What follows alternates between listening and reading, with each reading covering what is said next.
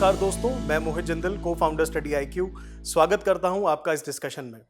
दोस्तों, जैसा कि आप सब जानते हैं कि किसी भी एग्जाम प्रिपरेशन के लिए बुक्स का बहुत ही अहम रोल रहता है और इसी रोल को पूरा करने के लिए स्टडी IQ पब्लिकेशंस लेकर आया है आपके लिए किताबों का भंडार। और इस किताबों की लिस्ट में सबसे पहले किताब आती है हमारी फंडामेंटल्स ऑफ ज्योग्राफी की, जो कि हमने रिसेंटली अभी लॉन्च करी है।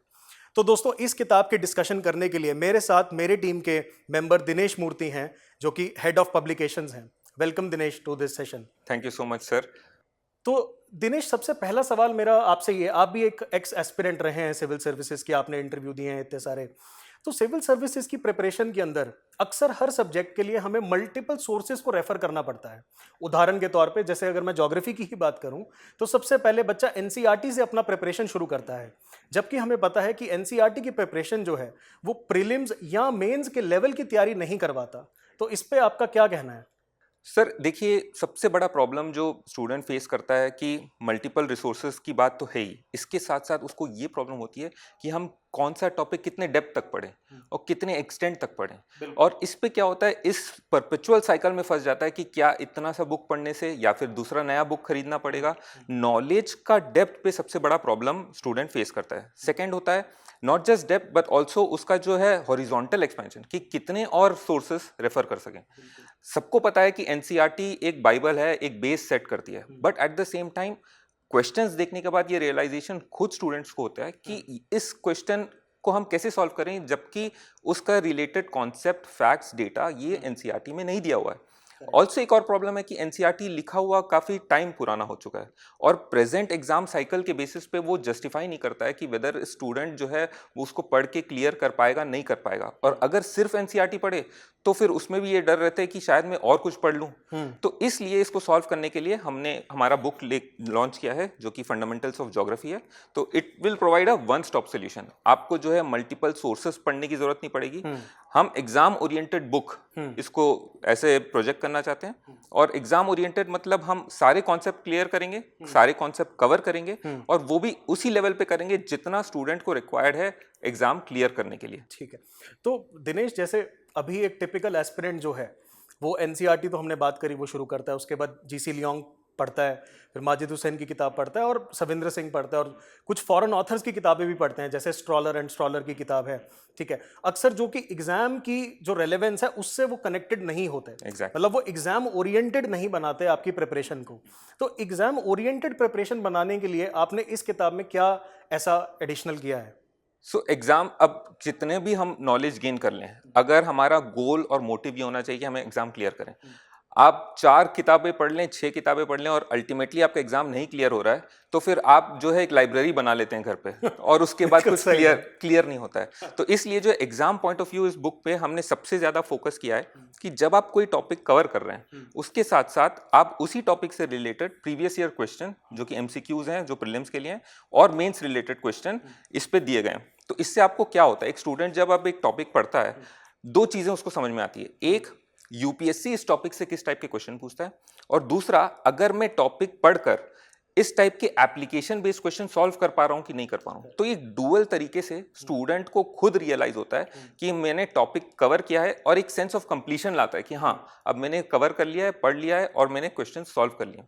दूसरा फोकस ये रखा है कि जितने भी कॉन्सेप्ट्स हमने डिस्कस किए हैं उसको not as an academic position, हमने उसको as a comparative position set किया है। इससे क्या होता है कि जैसे आप ट्रॉपिकल साइक्लोन हो जाए, टेम्परेट साइक्लोन हो जाए, तो इसका जो डिस्कशन है, इसका जो कंपैरिजन है, हमने टैबुलर फॉर्मेट में प्रोवाइड कर दिया है।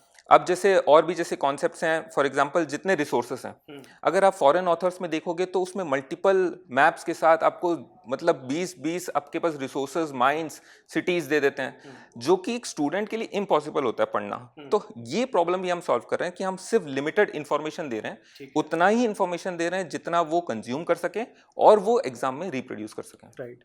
तो दोस्तों, यहाँ पे मैं आपको एक चीज बताना चाहता हूँ कि as an ex aspirant previous year questions की बहुत ज़्यादा इंपॉर्टेंस होती है आपकी प्रिपरेशन में, क्योंकि वही एकमात्र ऐसा सोर्स है जो आपकी प्रिपरेशन को अलाइंड रख सकता है टू द एग्जाम रिक्वायरमेंट। तो यहाँ पे दिनेश जैसे बता रहा है कि हर चैप्टर के एंड में आपको प्रीवियस ईयर क्वेश्चंस, भले वो प्रीलिम्स के हों, मेंस के हों, वो आपको दिए गए हैं ताकि आपको कंटेंट पढ़ते सार ये पता लग जाए कि यूपीएससी ने इसमें से क्या पूछा है और किस तरह के सवाल आगे पूछे जा सकते हैं। तो ये बहुत ही क्रूशल चीज़ है। और दूसरी चीज़ जो दिनेश ने मेरे को बताई अभी वो ये है कि जो टफ कॉन्सेप्ट्स होते हैं या जो टफ चीज़ें हैं ज्योग्राफी की, जैसे मेरे को पर्सनली ओशन करंट्स इतने सारे होते हैं दुनिया में, पैसिफिक ओशन के अलग करंट्स, अटलांटिक ओशन के अलग करंट्स, अब उनको आसान बनाने के लिए, जैसे अगर मैं इस एग्जांपल की बात करूं तो दिनेश हमें किस टाइप का मटेरियल इसमें मिलेगा कि ओशन करंट्स को मैं इजीली कैसे पढ़ सकता हूं? देखिए, एक होता है ocean currents understanding as a concept, दूसरा होता है कि आप उस कॉन्सेप्ट को किसी तरीके से मेमोराइज कर लें। तो इसमें दोनों हमने सॉल्व किया है। एक कॉन्सेप्ट समझने वक्त हमने बहुत सारे डायग्राम्स और मैप्स यूज किए हैं। इससे क्या होता है कि मूवमेंट ऑफ ओशन करंट्स आपको अच्छे तरीके से समझ में आता है कि कोल्ड करंट किस डायरेक्शन से घूमता है, वार्म करंट किस डायरेक्शन से घूमता है, और कोई ऐसी जगह है क्या जहाँ में करंट का इफेक्ट रहता है या नहीं रहता है। दूसरी चीज क्या करें, जब हम कंज्यूम करते हैं नॉलेज, अगर एक चीज बेटर प्रेजेंटेड हो तो आपकी अंडरस्टैंडिंग बढ़ जाती है। दूसरी, अगर वो अच्छे से प्रेजेंटेड हो with respect to learning capacity, तो आपकी रिटेंशन बढ़ जाती है। तो हमने सारा करंट्स और उसके एग्जैक्ट फीचर्स टैबुलर फॉर्मेट में दे दिए हैं। तो अराउंड 20 करंट्स जो भी हैं, चाहे वो वार्म करंट हो, कोल्ड करंट हो, तो हमने एकदम डिटेल में बता दिया है, जिससे जो है स्टूडेंट एक बार कॉन्सेप्ट समझ ले और उसके बाद वो टेबल देख ले। तो एक और अच्छा बेनिफिट इससे ये होता है कि सेकंड टाइम जब आप रीड करने आते हो, आप क्या करते हैं, यूजुअली स्टूडेंट्स उसमें मार्क करके रखते हैं, कोई स्टूडेंट्स नोट्स बना पाते हैं, कुछ नहीं बना पाते हैं। तो ये वाला प्रॉब्लम हमने सॉल्व कर दिया है जब हमने टेबुलर फॉर्मेट में दे दिया है। नेक्स्ट टाइम आपको कॉन्सेप्ट समझ में आ गया है तो नेक्स्ट रिवीजन जब करोगे आप सीधा टेबुलर फॉर्मेट में जाओगे, प्रीलिम्स ओरिएंटेड इन्फॉर्मेशन आप सिर्फ रिवाइज करोगे and you are ready for the exams. ठीक है। तो दोस्तों, दिनेश ने बहुत ही अच्छी एक बात बताई और ये प्रॉब्लम हर एक एस्पिरेंट फेस करता है। आपने कंटेंट इतना सारा पढ़ लिया, लेकिन क्या आप उसको लास्ट मिनट में रिवाइज कर पाएंगे? क्योंकि अगर आप उसको लास्ट मिनट में रिवाइज नहीं कर पाएंगे तो कहीं ना कहीं वो जो आपने पूरा पढ़ा है एक तरह से वो वेस्ट ऑफ टाइम है, क्योंकि आप उसको यूज ही नहीं कर पाएंगे अपने एग्जाम के अंदर।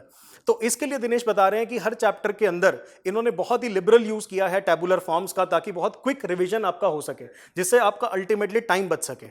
ठीक है दिनेश, दूसरी चीज एक और आप मुझे बताएं कि जैसे ज्योग्राफी के अंदर ऐसा कहते हैं कि ज्योग्राफी बगैर डायग्राम्स कुछ नहीं है, आपको नंबर नहीं मिलते हैं, कि हर एक मेन आंसर के अंदर अगर आपने 1 2 3 डायग्राम्स नहीं बनाए तो आपके वो बेस्ट मार्क्स नहीं आ सकते ज्योग्राफी में। तो डायग्राम्स को आपने कैसे डील किया है इस किताब के अंदर? देखिए, ये सबसे बड़ा ड्रॉबैक है most of the Indian authors और इंडियन बुक्स में, उसमें जो है डायग्रामेटिक रिप्रेजेंटेशन बहुत कम है। इसीलिए स्टूडेंट्स क्या करते हैं, फॉरेन ऑथर्स के पास जाते हैं। मगर जब आप फॉरेन ऑथर्स के पास जाते हो तो आपको एक कॉम्प्लेक्स लैंग्वेज में, इतने टफ इंग्लिश में आपको चीज़ें प्रेजेंट करते हैं कि आप जो है ज्योग्राफी पढ़ोगे कि डिक्शनरी खोल लोगे, है ना। तो ये प्रॉब्लम हमने सॉल्व किया है। तो हमने सिंपलर लैंग्वेज में, जैसे एनसीईआरटी का सिंपल लैंग्वेज लिया है और कॉम्प्लेक्स चीज़ों को रिप्रेजेंटेटिव तरीके से सॉल्व किया। तो हमने इस बुक पे more than 250 diagrams and more than 100 maps use किए हैं। तो इससे आपको क्या होता है कि आपको समझ में आ जाती है कि किस डायग्राम को, ये है एक कॉन्सेप्ट ऑफ जैसे माइंड और आई कनेक्शन। तो उससे क्या होता है कि जब आप चीज देखते हैं तो आपको समझ ज्यादा बेटर आता है। तो यही प्रॉब्लम हम इंडियन ऑथर्स के पास देखते हैं, पब्लिकेशंस नहीं करते हैं। तो हमने ये प्रॉब्लम इस तरीके से सॉल्व किया है। दूसरा चीज एक और है कि हमने मैप्स में काफी कंसाइज इंफॉर्मेशन दे दिया है। तो वो मैप जब आप देखोगे तो वही मैप आप इजीली रिप्रेजेंट कर पाओगे जब आप मेंस का आंसर लिखोगे, जो कि बहुत इंपॉर्टेंट एस्पेक्ट है प्रिपरेशन का। अगर आप एक डायग्राम को देख के रेप्लिकेट ना कर पाओ तो कहीं ना कहीं आपकी तैयारी अधूरी है। तो ये बहुत इंपॉर्टेंट चीज़ है, इसके लिए तो बहुत बहुत बधाई। और जैसा कि दिनेश ने मुझे बताया कि ये जो पूरी किताब है ये कलर्ड फॉर्मेट में है। तो दोस्तों, दिनेश, मार्केट में अगर हम किताबें देखते हैं तो मोस्टली ब्लैक एंड वाइट किताबें हैं। ये कलर्ड बुक निकालने का आइडिया आपका कहाँ से, मतलब इंस्पिरेशन आपका हुआ?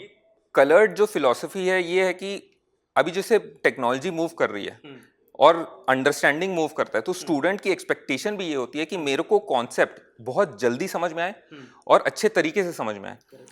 अभी आप फॉर्मेशन ऑफ क्लाउड्स देखोगे तो अगर आप 4 टाइप के क्लाउड फॉर्मेशन लेयर्ड फॉर्मेट में होते हैं, अगर उसको आप पिक्चर जो आप प्रोवाइड करोगे उसमें कलर नहीं रहेगा तो उस डिस्टिंक्शन आपको समझ में नहीं आएगा। सिमिलरली फॉर्मेशन ऑफ साइक्लोन की बात करेंगे तो वो एक बहुत ही अनरिप्रेजेंटेड 2D इमेज होगा जिसमें आपको कुछ नहीं समझ में आ रहा है। आप साइक्लोनिक फ्रंट्स की बात करेंगे तो आपको कोल्ड फ्रंट का मूवमेंट, वार्म फ्रंट का मूवमेंट या ओक्लूडेड फ्रंट तभी समझ में आएगा जब आप उसको 3D इमेज के थ्रू Right. हाँ आप जो है उसको अंडरस्टैंड कर पाओगे। तो इसलिए हमने किया है कि we are just solving a problem of our students. तो ये फिलॉसफी रहा है। आपकी बात सुन के मुझे ऐसा लग रहा है कि काश मैं तैयारी आज कर रहा होता 2010 की बजाय तो कितना आसान हो जाता मेरे लिए। ठीक है, तो दिनेश एक और बात बताओ कि जैसे ज्योग्राफी के अंदर मैप्स जो है, मैप की प्रैक्टिस, मैप इतने तरह के मैप्स हैं, इवन अगर मैं फिजिकल ज्योग्राफी की भी बात करूं तो वर्ल्ड मैप पे फीचर्स मार्क करना, तो उन सबको आपने इसके अंदर किस तरह से डाला है? तो सर मैप्स का बहुत ज़्यादा इंपॉर्टेंस हो जाता है when you are writing mains और प्रीलिम्स में when you are trying to remember या मेमोराइज करने की कोशिश कर रहे हैं। तो maps is a very good तरीका कि मतलब बहुत अच्छे तरीके से आप उसको रिप्रेजेंटेड चीज़ को मगअप कर सकते हैं या कुछ चीज़ जो याद करना है वो कर सकते हैं। तो इसलिए हमने मोर देन 100 मैप्स यूज़ किए हैं। इसमें हमने रिसोर्सेज को मैप्स के थ्रू शो किया है ताकि आपको समझ में आ जाए कि जैसे गोल्ड के रिसोर्सेज कहाँ मिले, ये गोल्ड के माइंस हैं, और वो भी हमने बहुत ज़्यादा ओवरडू नहीं किया है। यूजुअली आप मैप्स बाहर के ऑथर्स या पब्लिकेशंस में देखेंगे तो एक मैप पे आपने मोर देन 10 या 20 इंफॉर्मेशन डाल दिया है।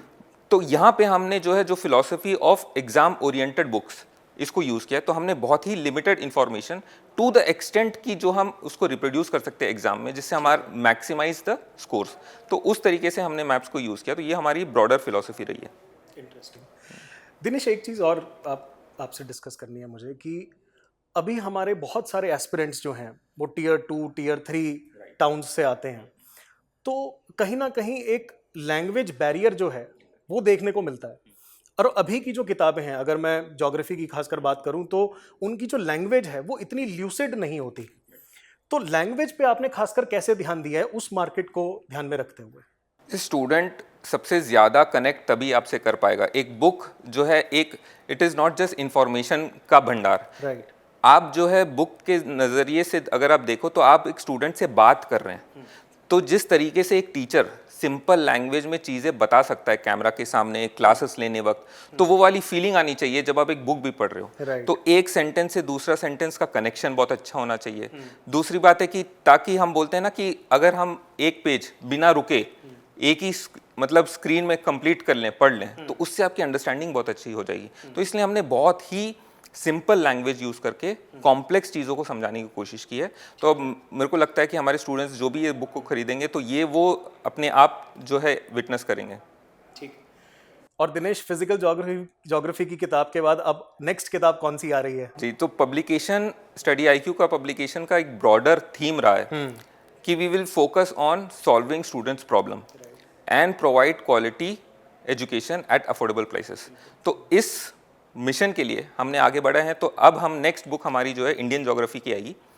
उस पे जो है हम एग्जाम ओरिएंटेड इंफॉर्मेशन प्रोवाइड करेंगे, जिससे आपका जो एग्जाम ओरिएंटेड प्रिपरेशन होगा।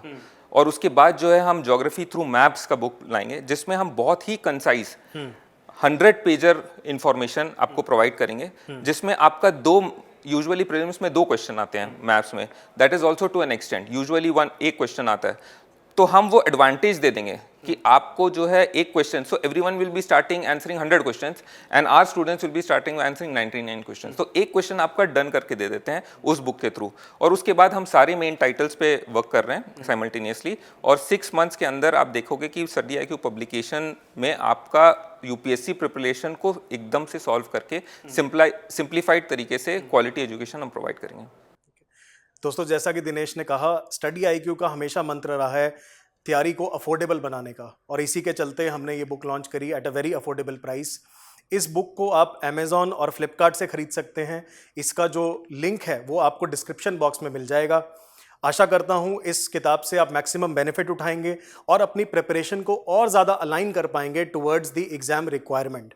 तो दोस्तों, thank you so much. Thank you Dinesh for joining us.